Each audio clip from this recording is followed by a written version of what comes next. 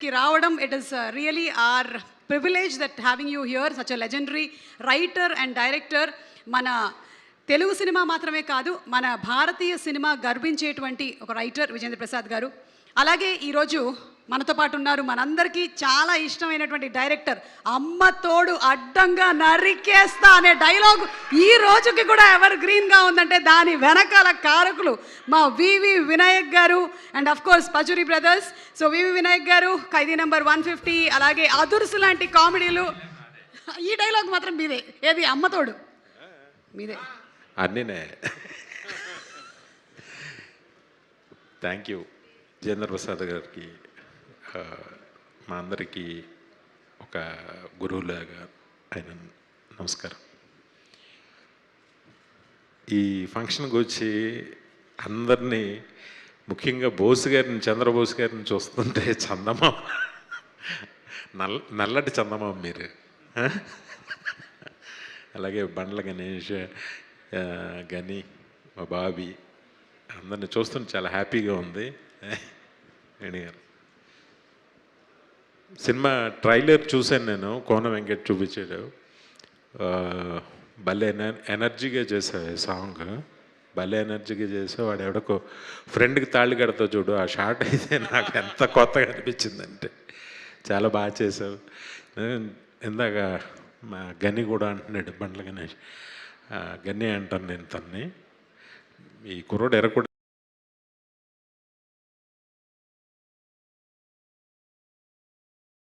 చేస్తాడన్నా అన్నాడు. చాలా చాలా పైకి రావాలని మనస్ఫూర్తిగా కోరుకుంటూ, అలాగే శ్రీదేవి ఈ సినిమా డైరెక్టర్కి పెద్ద బ్రేక్ అవ్వాలని నేను మనస్ఫూర్తిగా ఈ సినిమా మనస్ఫూర్తిగా కోరుకుంటున్నా. నాకు కోన వెంకట్ ప్రాణ స్నేహితుడు. ఇందాక విజేంద్ర ప్రసాద్ గారు చెప్పారు, ఏదైనా హెల్ప్ కావాలంటే ఏమీ ఆశించకుండా చేసే ఫ్రెండ్ అని ఆయన చెప్పారు. నిజంగా కోన వెంకట్ ట్రావెల్ చాలా విచిత్రంగా ఉంటుంది. ఫస్ట్ అంటే తను ఎవరితో జర్నీ, తెలుగులో ఫస్ట్ సినిమా ఫుల్ ప్లెజ్డ్గా రాసింది ఫస్ట్ నా సినిమా. సాంబా సినిమాకి డైలాగ్స్ రాశాడు ఫస్ట్ టైం. ఒక గవర్నమెంట్ ఎంప్లాయీగా స్టార్ట్ అయ్యాడు. గవర్నమెంట్ ఎంప్లాయీ, ఇదేంటి నీ గవర్నమెంట్ ఎంప్లాయీ నువ్వు సంబంధం ఏంటి అనిపిస్తుంది మనకి. ఆ తర్వాత ఐఏఎస్ఎల్ చేసే పనులు, అంటే ఒక మినిస్టర్కి పిఏగా వెళ్ళాడు. దానికి దీనికి సంబంధం ఏంటో అర్థం కాదు. దాని తర్వాత మళ్ళీ అంటాడు మా తాతగారు గవర్నర్ అంటాడు. ఏంటి మీ తాతగారు గవర్నరా? అవును, కోన ప్రభాకర్ గారు మనవాడు నేను అంటాడు. అది అయిపోయిన తర్వాత సరే రైటర్కి ఎలాగొచ్చావు అని అంటే, బాంబేలో రాము నేను బాగా ఫ్రెండ్స్ అంటాడు. రామ్ గోపాలవరం గారు తిను మంచి ఫ్రెండ్స్.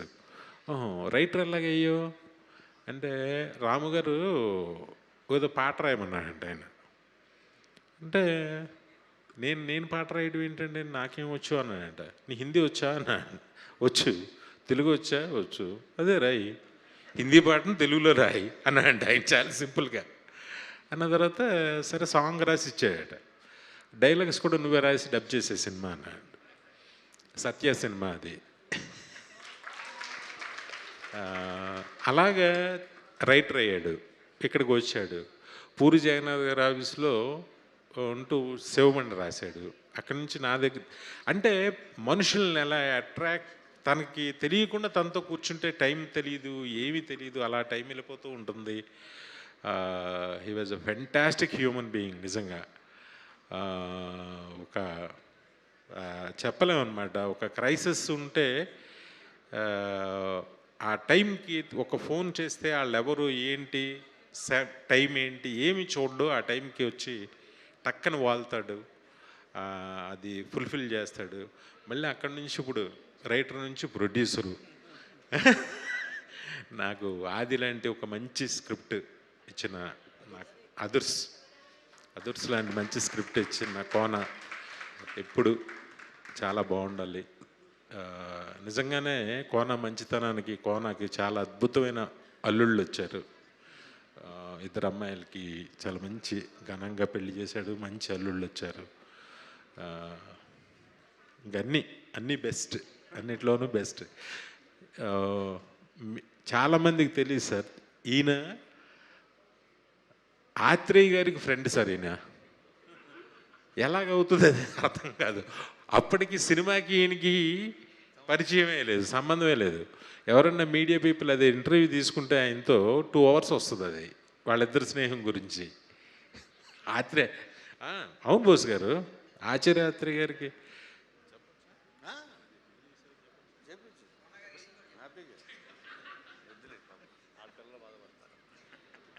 అసలు వీళ్ళిద్దరు స్నేహం అంటే నేను చెప్పకూడదు కానీ తను చెప్తాడు ఎప్పుడో కూడా ఇంటర్వ్యూలో. ఆశ్చర్యంగా చూసేవాడిని, ప్రతిరోజు ఒక ఆశ్చర్యంగా చూసేవాడిని నేను ఒక్కొక్క విషయం చెప్తుంటే. ఎప్పుడు అలాగే అన్నీ చేసి మళ్ళీ ఫైనల్గా ప్రొడ్యూసర్, అన్నీ మళ్ళీ అవి కూడా హిట్లు. నెక్స్ట్ బాబీని తిను కాంబినేషన్, ఇద్దరు ప్రొడ్యూసర్స్గా ఇంకొక సినిమా చేస్తున్నారు. నిజంగా అన్ని పెద్ద హిట్లు అవ్వాలి కోన. ఈ హీరోకి, హీరోయిన్కి, డైరెక్టర్కి, ఈ సినిమాకి పనిచేసిన ప్రతి టెక్నీషియన్కి మంచి పేరు రావాలని మనస్ఫూర్తిగా కోరుకుంటున్నాను. ఆల్రెడీ ప్రాఫిట్ అయితే తెచ్చేసుకున్నాడు తను. సినిమా కూడా పెద్ద హిట్ అవ్వాలని మనస్ఫూర్తిగా కోరుకుంటున్నాను. Love you Kona, love you always. Thank you so much. Thank you అండి. వినాయక్ గారు, అంటే లేదు ఇందాక అదే మేము ఆ క్వశ్చన్ అడిగాము, అసలు టాలెంట్, చదువు ఇవి రెండు అవసరమా సక్సెస్ అవ్వడానికి, లేదంటే టాలెంట్ మాత్రమే సరిపోతుందా, చదువు మాత్రమే సరిపోతుందా? ఒకప్పుడు టాలెంట్ ఒకటే సరిపోతుందేమో ఒకప్పుడు. ఇప్పుడైతే చదువు కంపల్సరీ, కంపల్సరీ. అంటే నేను ఒక ఎగ్జాంపుల్ చెప్తాను. నాకు ట్యాగూర్ ఇక్కడ చేసిన తర్వాత చిరంజీవి గారితో చేశాను నేను. దాని తర్వాత నాకు హిందీలో ఒక చాలా పెద్ద స్టార్తో నాకు అవకాశం వచ్చింది ఆ సినిమా నన్ను చేయమని. నాకు అప్పుడు హిందీ రాదు, ఇప్పటికి కూడా రాదు. నేను మిస్ అయ్యాను. అలాగా లాంగ్వేజ్ చదువు లేకపోతే, మన వొకాబులరీ బాగోకపోతే, మనకి లాంగ్వేజ్లు రాకపోతే ఈరోజు ఎదగడం చాలా కష్టం, చాలా చాలా కష్టం. నిజంగా అందరూ మనస్ఫూర్తిగా బాగా చదువుకోండి, చదువుకున్న వాళ్ళే రండి. ఇంకా పెద్ద తెలివైన వాళ్ళు ఇంకా మంచి అవకాశాలు వస్తాయి చదువు ఉంటే. థ్యాంక్ యూ సో మచ్ వివి వినాయక్ గారు, చాలా మంచి మాట చెప్పారు. సో టాలెంట్తో పాటు చదువు కూడా ఉన్నట్టయితే ఇంకా ఎన్హాన్స్ అవుతారు. Thank you. సాంబా మేము చదువు మీదే తీసాము. అప్పుడు నాకు ఆ బాధ ఉంటుంది లోపల, నేను చదువుకోలేకపోయినాయని. ఒకవేళ చదువు ఉంటే ఇటు వచ్చేవాడిని కాదేమో నాకు తెలియదు, కానీ అంతగానో గొప్పడయ్యావు. ఇంకా ఇవేమో రజనీకాంత్ గారు చెప్పినట్టు. Thank you so much thank you. Vinayak గారు. సుమగారు అబ్బాయితో కూడా సినిమా తీవే, మంచి సినిమా. థ్యాంక్ యూ అండి వినాయక్ గారు, థ్యాంక్ యూ. మంచి ఆర్టిస్ట్ వినాయక్ గారు అబ్బాయి కూడా. డైరెక్టర్ అవ్వక ముందు నుంచే నాకు సుపరిచితులే. వినాయక్ గారు డైరెక్షన్ డిపార్ట్మెంట్లో వర్క్ చేస్తున్నప్పుడు మేము ఇద్దరం కలిసి, నేను సుమగారు 4వ ముడి అని మీకు రైటర్ వినయ్ గారు తెలుసు కదా సార్, ప్రసాద్ గారు. ఆ వినయ్ గారు ఒక డైరెక్షన్ చేశాడు, 4వ ముడి దాని పేరు. అది రాలా బయటికి, దానిలో హీరోయిన్ ఆవిడే. నాకు రాజీవ్, నాకు తారక్కి బాగా ఫ్రెండ్. అలాగా వీళ్ళ అబ్బాయి ఎదగాలని, అంటే రాజీవ్ కొడుకు హీరో అవ్వాలి, లోపల ఒక పెద్ద మంచి హీరో అవ్వాలని ఉంటుంది కదా లోపల. ఆ బాధ్యత కోన నువ్వు తీసుకో, మంచి కథ మాట్లాడుకుంటున్నాం. మంచి ఆర్టిస్ట్ అబ్బాయి. మాటలు అయిపోయాయి. Thank you so much Vinayak గారు, thank you for gracing the occasion. Thank you so much అండి. Thank you Kona, love you. Atreya గారికి కోనా గారికి ఉండేటువంటి రిలేషన్షిప్ ఏంటి, వాళ్ళ మధ్యలో ఉండేటువంటి ఫ్రెండ్షిప్ ఏంటి, ఇవన్నీ మనం తెలుసుకుందాం. ఆ మాటకు వస్తే కన్నాంబ గారికి బండ్ల గణేష్ గారికి ఉండేటువంటి రిలేషన్షిప్ ఏంటి?